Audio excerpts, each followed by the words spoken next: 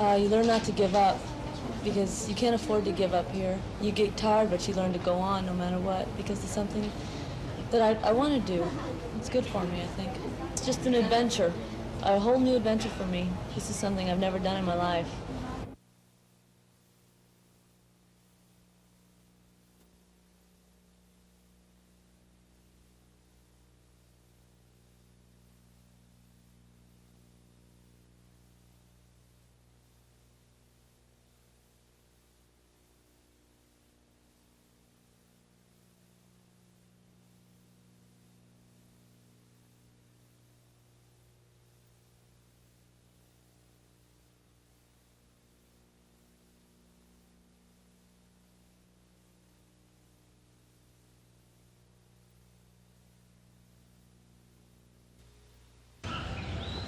It was somewhat reminiscent of a storybook setting, a bride walking over a stone bridge above a pool of goldfish, soft man-made music mingling with the songs of birds, the whole scene in the middle of lush green grass and bright flowers.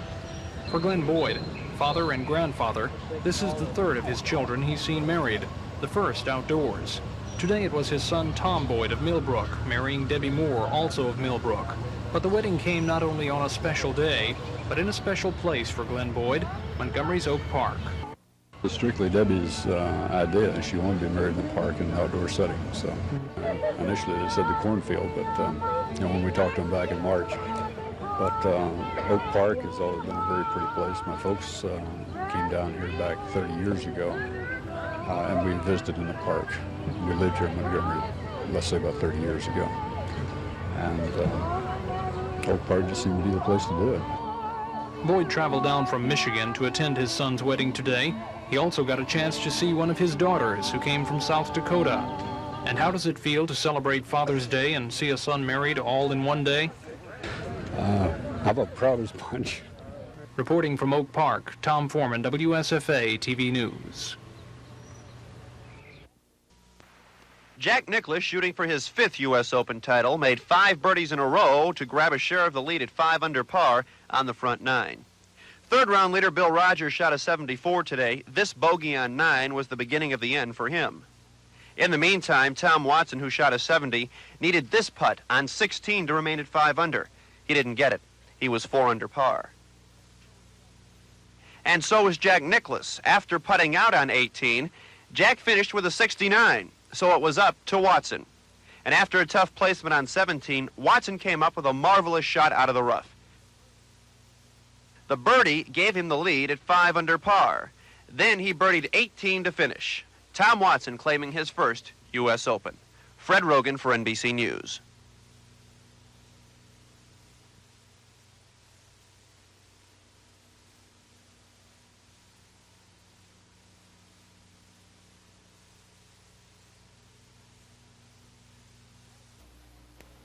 Bradshaw has been and continues to be very outspoken about the possibility of a strike in the NFL, and he leaves no doubt where he stands on the issue. I hate strikes. I don't see what good you can come by striking, and I was born in a family that's been anti-strike, so I've just kind of grew up with it, and I'm opposed to it. I think grown-ups can settle things, and I hate to see a strike. It's not necessary, and I think the two grown sides would sit down and settle this thing, but I don't see how it's going to happen. They won't even get together, and you know, we've got July 15th coming up on us, and take a miracle right now. I think our association just wants to strike, and I think they want to show unity, and I guess everybody walks out. So, you know, I hate it, but I guess it's the way it's going to be. Bradshaw has been quoted as saying if there were a strike, he would cross the picket line to play. But he says that depends on his teammates. I just so happened that I've got a contract with Dan Rooney that says I play football for the Steelers this year. You know, Ed Garvey didn't negotiate it for me. I did it myself, and I have it with him. It says I play football. Ed Garvey tells me I'm going to strike, I got to strike, you know. Well, you know, I disagree with that. But if my team walks out, and I've talked to him after I made the statements, I haven't changed a bit. I'll lead that bandwagon. I'll be the first one there. But if there's nobody there, you know, what good am I doing?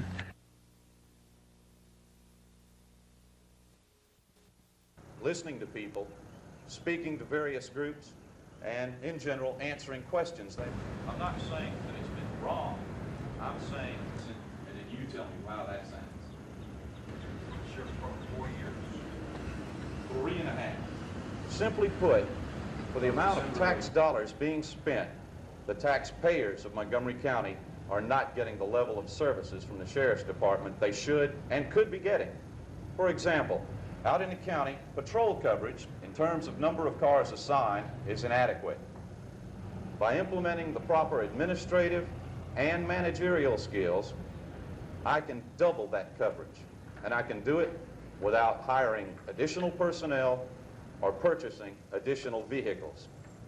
I firmly believe that by utilizing these skills, I can make the Montgomery County Sheriff's Department not only more effective, but also more responsive to the needs of the citizens in this county. Other issues. Now, that doesn't help. If there were any provisions, so on and so forth, to take care of that problem, I think that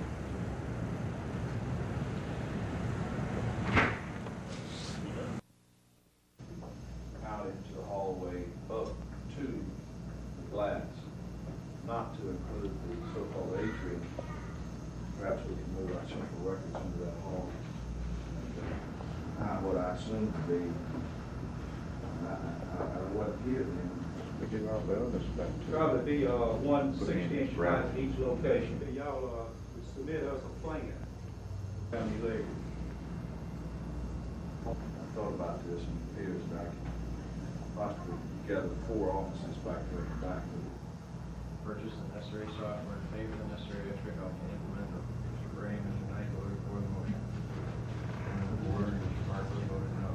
Motion failed. Mr. Bartlett then nominated Mr. C.D. Paxton to elected as a director to determine. District Attorney Jimmy Evans told the County Commission this morning a tremendous amount of white-collar crime is not being investigated simply because his office can't hire or keep enough qualified investigators. Evans says the problem stems from state legislation passed years ago linking the pay scale for DA's investigators to the pay scale for Sheriff's Department captains. Evans says since that legislation passed, the number and complexity of cases in the DA's office has grown, outdating the old system.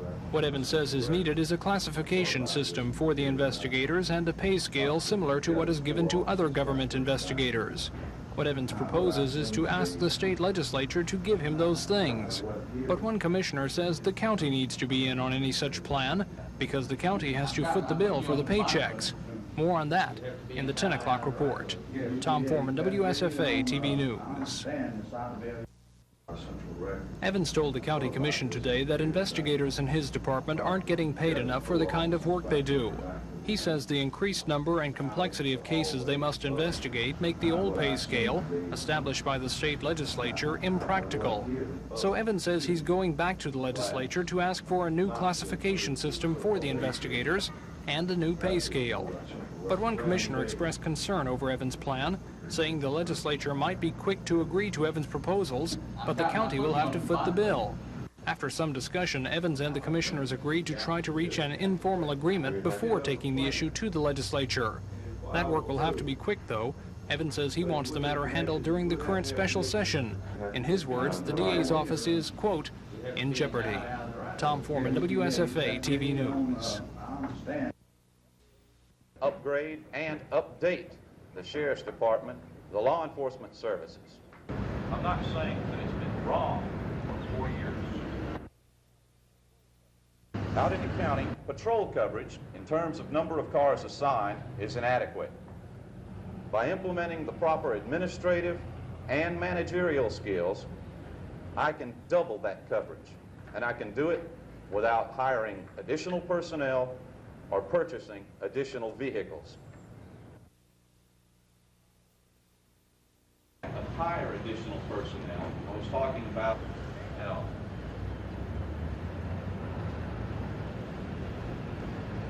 Could occur without having to hire additional personnel. Now, that doesn't mean that if someone well,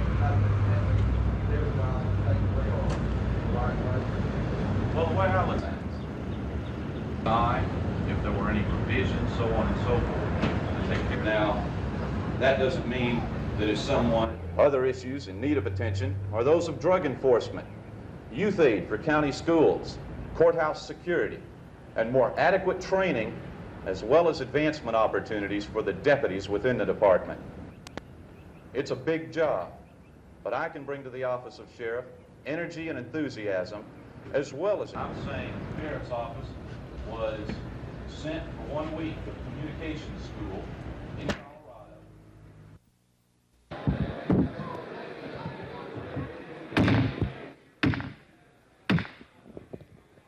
House come to order. You got a better memory than I got. Sure, it's gonna cost the state about $1,500. Yeah, that's about the only one that I'm gonna make you sign up here. Sell it.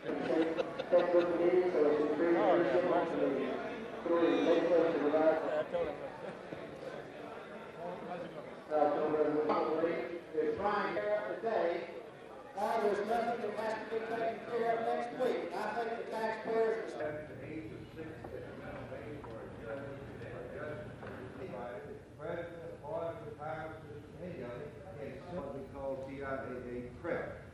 Now, this does grandfather them law required to have a system of equivalent benefits. And that's been steadily on increase.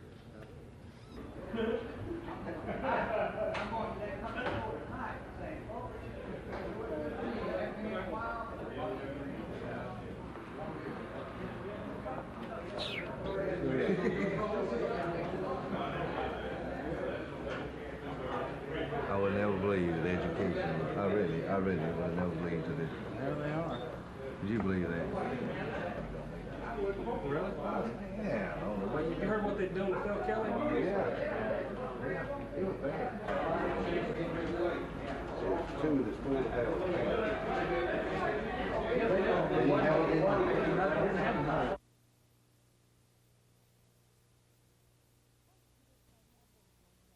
Prosecutors claim evidence will show Weeks abducted Batts last October 1st, covering him with pillowcases before shooting him in the back of the head and then burying Batts' body in a pauper's grave. Prosecutor Mitch Gavin also says Batts' 1981 Honda was later found in Cleveland, where Weeks allegedly shot a police officer when he tried to stop Weeks. But defense attorney Jock Smith says his client didn't know Batts prior to October 1st and left Tuskegee headed to Detroit to make a drug deal. Smith says Weeks needed a car and asked his brother Shinoy to get him one. Attorney Smith says Weeks made a deal with a man he called Ace, who may have been Batts. Smith says Ace told Weeks he could rent his car, driver's license, and gun for $1,000. Smith says Weeks left town without knowing a murder had been committed, but later found out in Cleveland that he was wanted for murder in Alabama. Batts' parents came to Tuskegee from Tennessee for the trial, which is expected to last a week. During today's opening testimony, Weeks sat calmly, only removing his jacket in the unair-conditioned courtroom.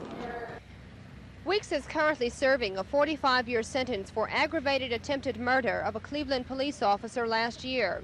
Today's trial marks the first capital murder case in the history of Macon County under the new death penalty law. Kim Davis, WSFA TV News in Tuskegee. Because I believe that my experience of 2 terms in the U.S. House of Representatives will be of immense benefit to the people of Alabama. In 1978 and again in 1980, the people of West Alabama gave me an overwhelming vote in my bid for that office.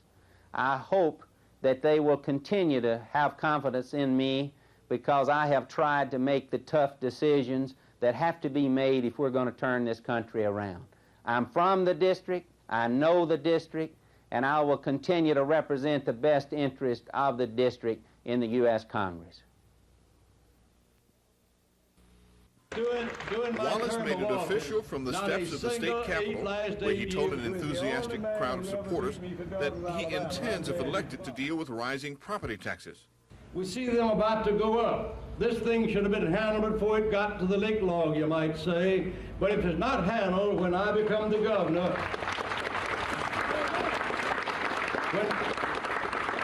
if it is not handled when I become the governor, the first thing I would do would call a special session of the Alabama legislature in order to roll back ad valorem property taxes on people's property where they ought to be.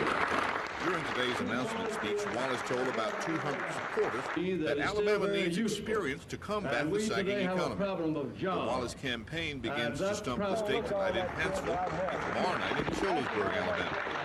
After his 15-minute announcement speech, Wallace shook a few hands and went to the Secretary of State's office to process his qualifying papers. After that, he paid a courtesy call at the governor's office. Governor James was not in. Wallace left a message with a name. This is Norman Lumpkin, WSFA TV News at the Capitol.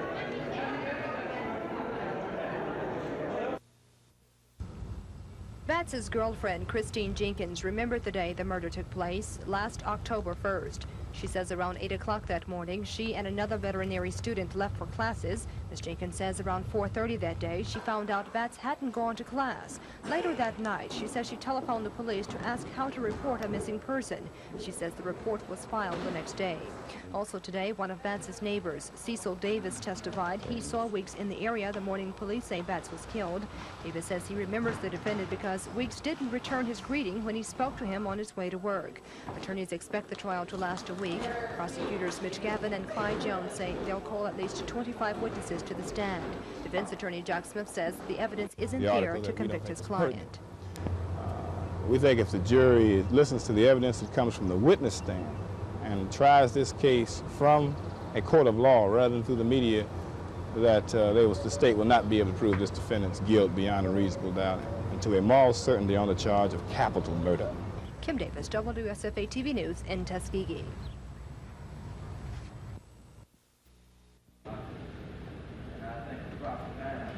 So many people have called me and are talking about the taxes, the exorbitant taxes that we have. And if we don't watch how it's done, I guess maybe required to be done by Ralph Egerton, is what I like to have said, that we had 3 years to make a reappraisal.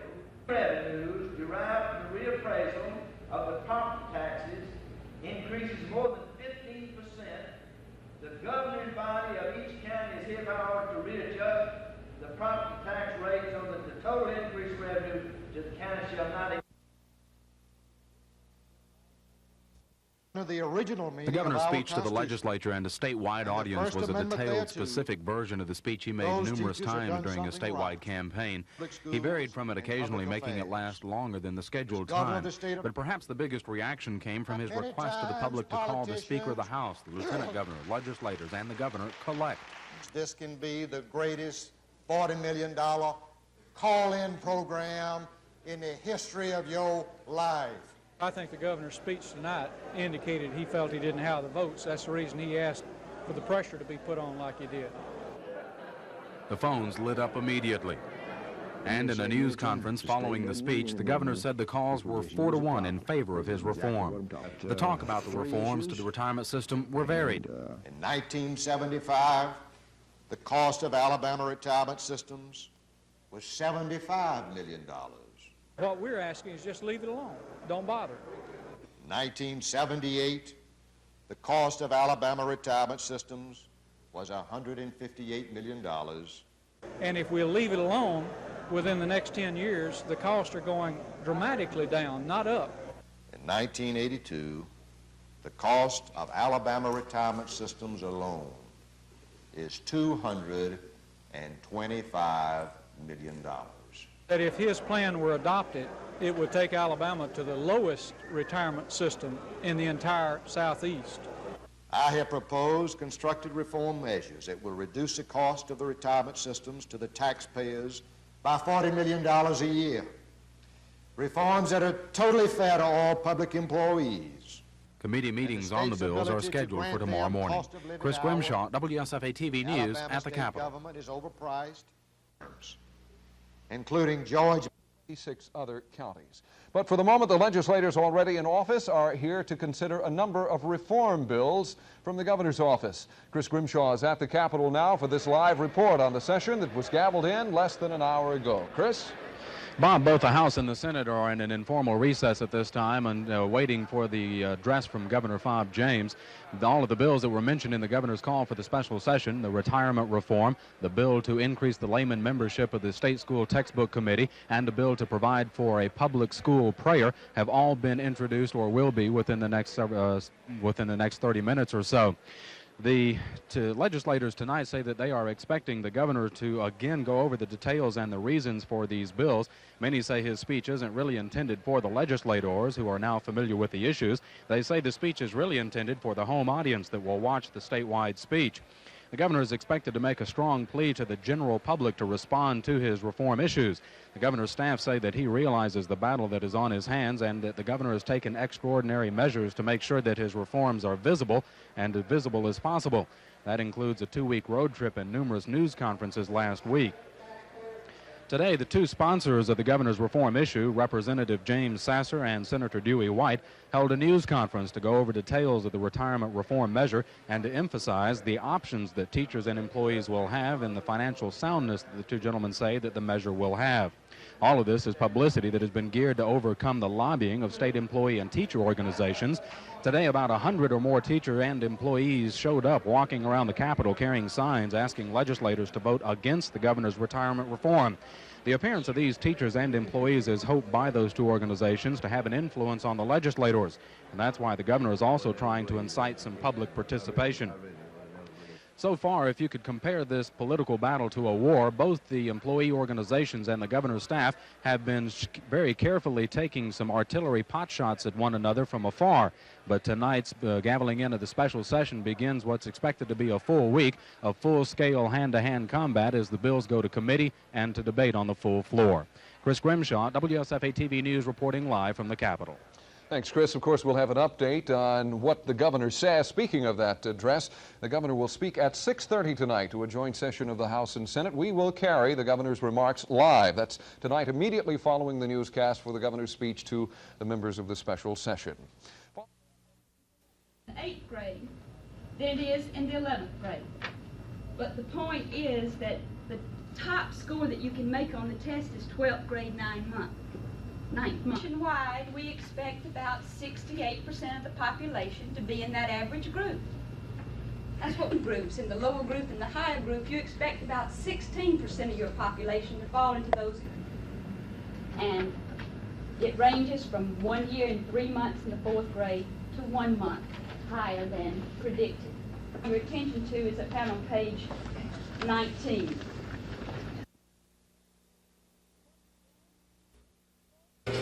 What's to blame? Beef, pork, and poultry. These items pushed the retail food prices up by 2.5%. But survey coordinator Dick Fifield says he's not surprised by the increase because of significantly higher prices for cattle and hogs.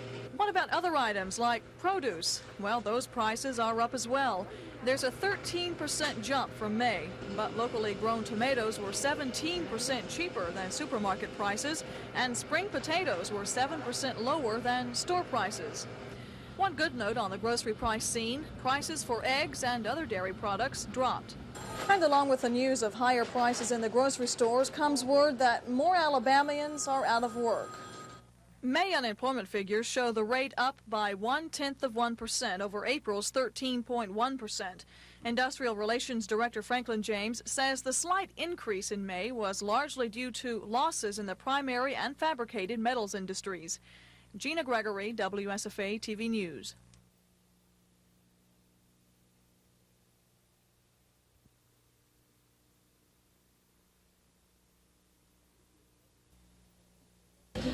The issue of public school prayer came up when board member Ron Creel submitted a resolution endorsing the governor's legislation. Even though 4 members approved the resolution and 3 did not, Board Vice Chairman Harold Martin ruled the measure failed because 1 member abstained from voting. Earlier, Governor James asked the board to consider his prayer bill, retirement reform, and textbook committee reform. The board delayed voting on endorsement for the other bills. Contrary to the governor's wishes, the state board appointed 2 new 2-year college presidents. James says the new chancellor should have a part in the selection. I think the chancellor ought to interview a number of applicants, bring in his top 3 before the entire board for a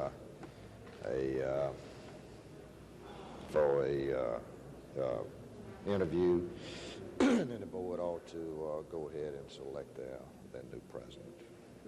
That's so logical and so right. But I guess you start playing around with little political playhouses, and you know how that goes. Governor James says the process of interviewing candidates for chancellor will begin today, and he hopes the new chief of the 2-year college system will be on board by August. Dennis Latham, WSFA TV News. The $50,000 check was presented to Tuskegee Institute President Benjamin Payton by the chairman of the board and chief executive of Amanoil USA, George Trimble. It marks the start of what Amanoil is calling an innovative program to train students to work in the oil industry. During a brief ceremony this afternoon, Trimble explained the Amanoil program has several parts. First, it gives the university $30,000 for use in the engineering school. Second, it provides 5 selected engineering students $1,000 scholarships each year for 4 years. And Trimble says Tuskegee Institute has been selected as one of 3 predominantly black colleges to participate in a summer intern program. Trimble says 3 Tuskegee freshmen are already working with Amanoil in California, making about $1,500 a month for the summer while gaining practical experience. And the corporation is usually looked upon as a machine without a heart and a very cold entity, whereas that is not true. So it lets the student see before he graduates that the corporation is human and that people are one of the most important assets that a corporation has. In all, Trimble says the new program will help fight discrimination in corporate America, and it will give Amanoil a ready pool of experienced and technically proficient workers. Tom Foreman, WSFA TV News. Today's proceeding began on an unusual note. Defense attorney Jack Smith asked Judge William Byrd to declare a mistrial. Attorney Smith had learned that the state's key witness, Jewel Martin, rode with 2 jurors to the courtroom today. Judge Byrd questioned the 2 jurors, one admitting she knew Miss Martin, the other saying she did not. Both jurors said riding with Miss Martin would not affect their decision, and there was no communication in the car. One of the jurors turned out to be an alternate. This afternoon, Miss Martin took the stand. She testified she rode with Weeks to Cleveland in Batts's 1981 Honda. Miss Martin says she found Batts's driver's license and asked Weeks where it came from. Miss Martin, at first, did not tell the court what Weeks said. She looked at Batts's parents, continued avoiding the question, finally saying, quote, "He told me he had killed a Tuskegee Institute student and buried him in his backyard." When the verdict was announced, Weeks was unemotional, as he was throughout the trial. Tomorrow, the jury returns to the courtroom to decide if Weeks should die in the electric chair or receive life in prison without parole in the first capital murder conviction in the history of Macon County under Alabama's new death penalty law. Kim Davis, WSFA TV News in Tuskegee.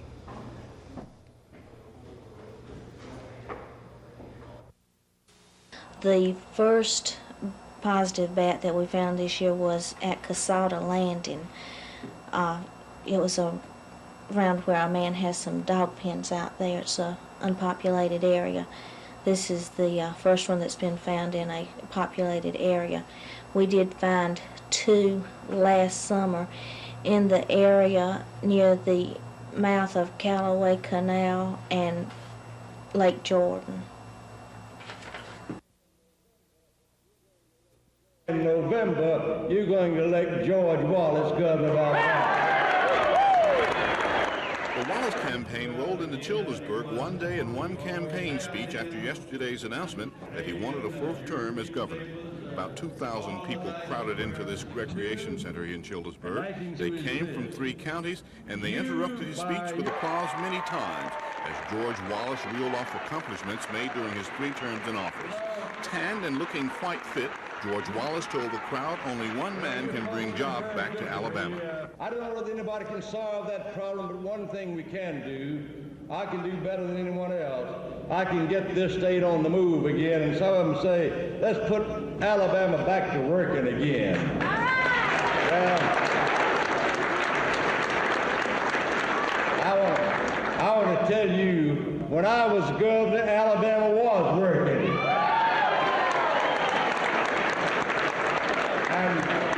And the average unemployment during the time that I was your governor was 5%. That's what you call total employment. The next Wallace campaign appearance is tomorrow afternoon in Montgomery. This is Norman Lumpkin with the Wallace campaign in Cholesburg, Alabama. You said this money because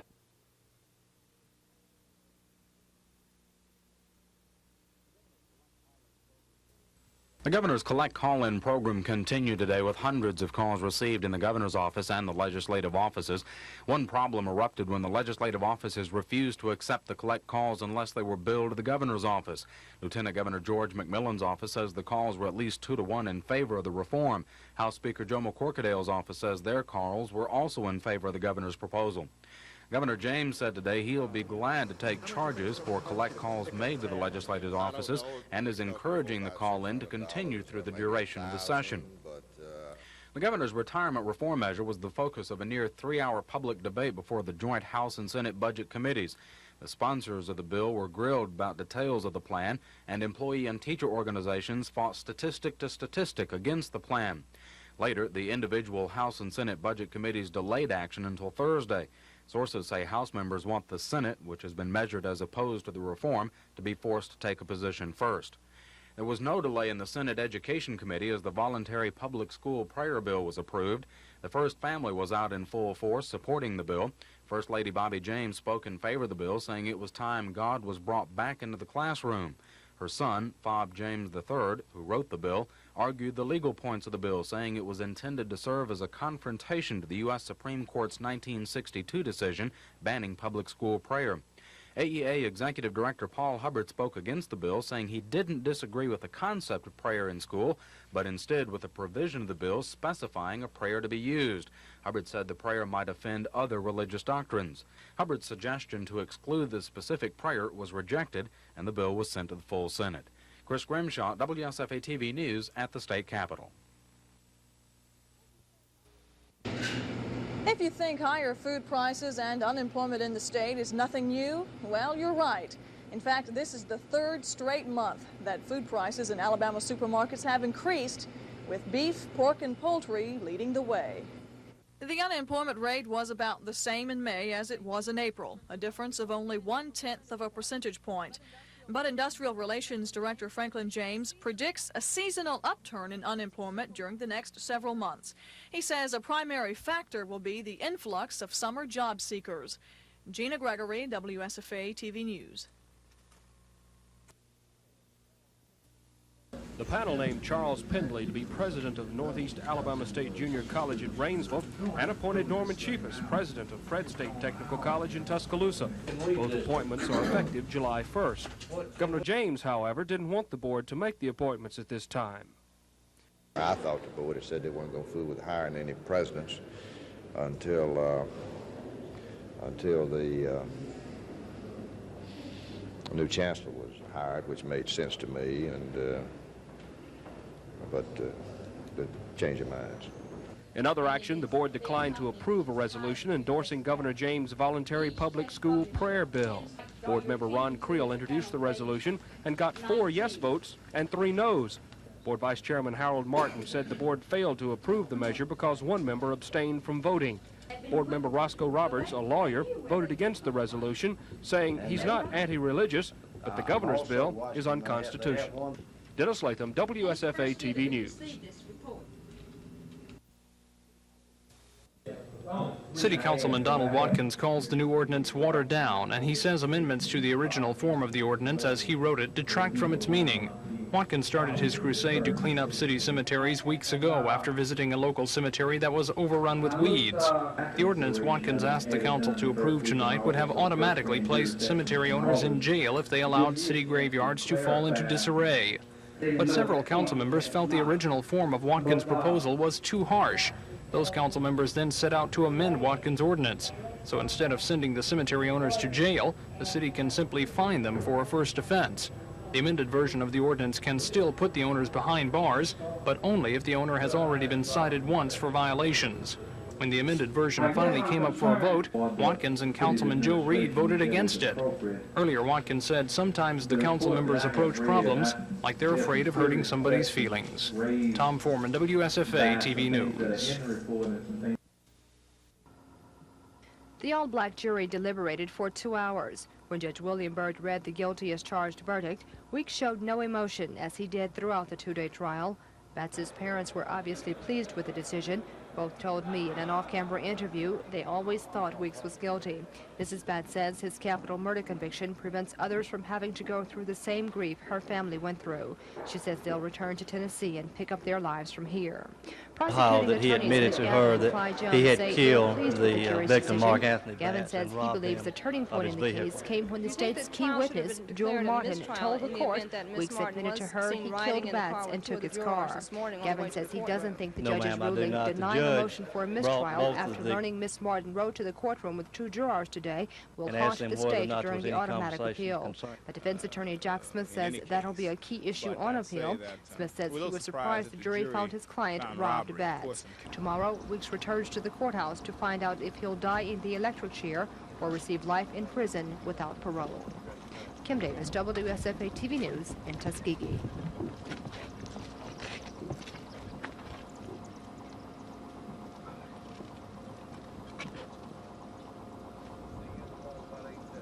Appreciate it. Okay, For nearly 3 hours, Representative James Sasser and Senator Dewey White defended the reform measure they're sponsoring for the governor. While they advocated what they consider to be the benefits of the reform of the plan, Alabama Education Association Executive Director Paul Hubbard attacked the plan, saying it wasn't fully thought out.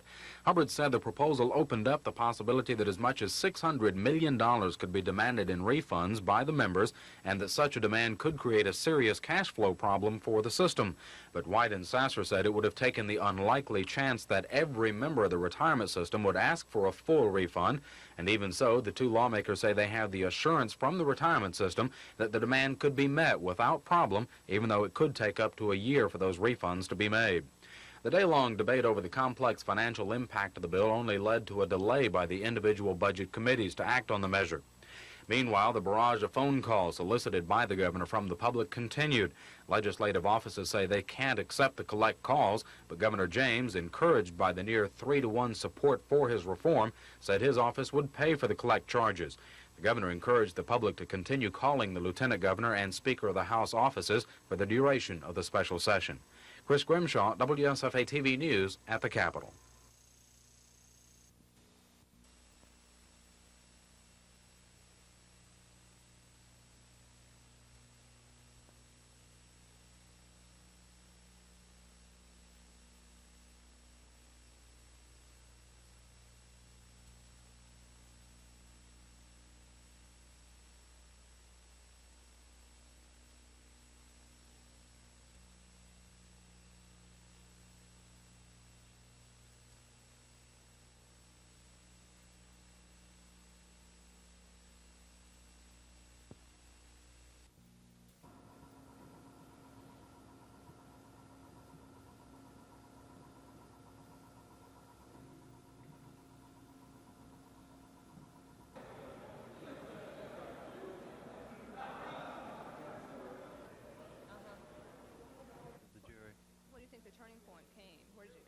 Well, we feel like it was a strong point in the case when Jewel... Naturally, Ken, we're always surprised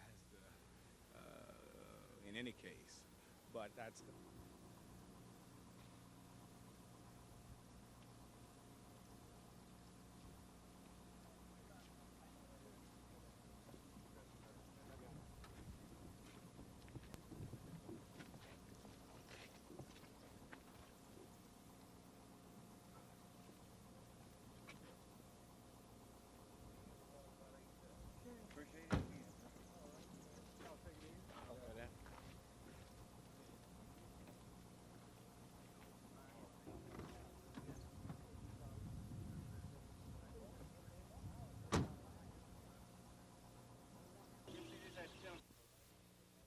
Go for main engine ignition. 8, 7, 6. We have main engine ignition.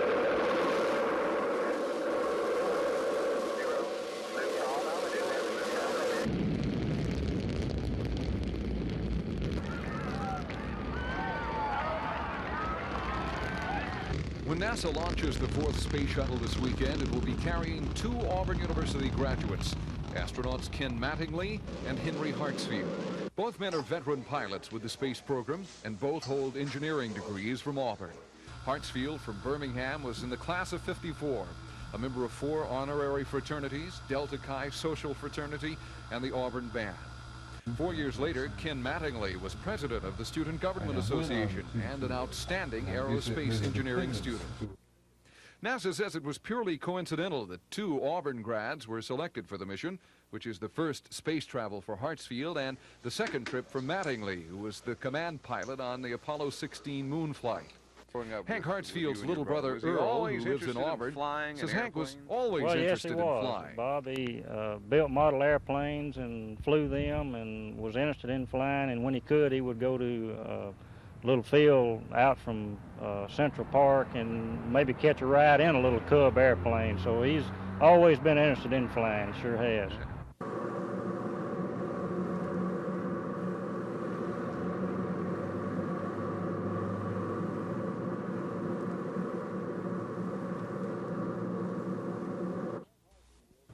When Hank Hartsfield and Ken Mattingly were students at Auburn in the 50s, things were a lot different.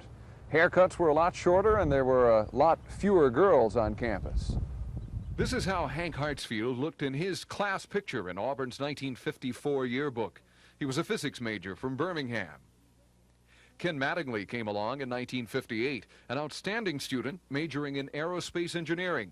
He was also Student Government Association president in his senior year. They spent many hours in classrooms and labs in this building on the campus, preparing for careers that eventually saw them become military test pilots and later astronauts. Mattingly, who was 46, was command pilot on Apollo 16. But for 48-year-old Hank Hartsfield, this is his first space mission, and he says it's been a long wait. I've been waiting a long time, so soon be 16 years in the business and finally reaching the fulfillment of a long dream. And I know that Hank is going to absolutely have a ball. The problem I've got right now is trying to figure out how I'm going to keep his eyes inside until we get the spacecraft cleared for orbit. So when the space shuttle lifts off from the Kennedy Space Center in Florida this weekend, you'll probably hear a lot of war eagles going up in the background too. I'm Bob Howell, WSFA TV News on Auburn's main campus. Thank you, sir. Thank you. It's my pleasure to accept this on behalf of the Montgomery Police Department. And you might deter civil burglars. For a job well done. We appreciate it, and on behalf of the investigator, and we also appreciate the cooperation given to us. We had it. What is the name of your club? Yes, the Coin Club was. Is this some of the items that were in the robbery? Yes, they are. That's great. Okay.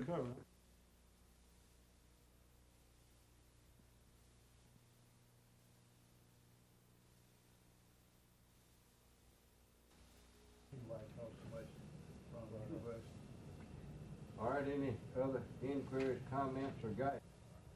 Number one, in regard to the library director, the ethics law will not prohibit him from being to operate the bookmobile will not be paid to him summer when the bookmobile normally is operated. Well, that part bothers me a little bit too, and Neil and I was discussing that earlier. If you're being paid vacation, you're being paid the time you're gone.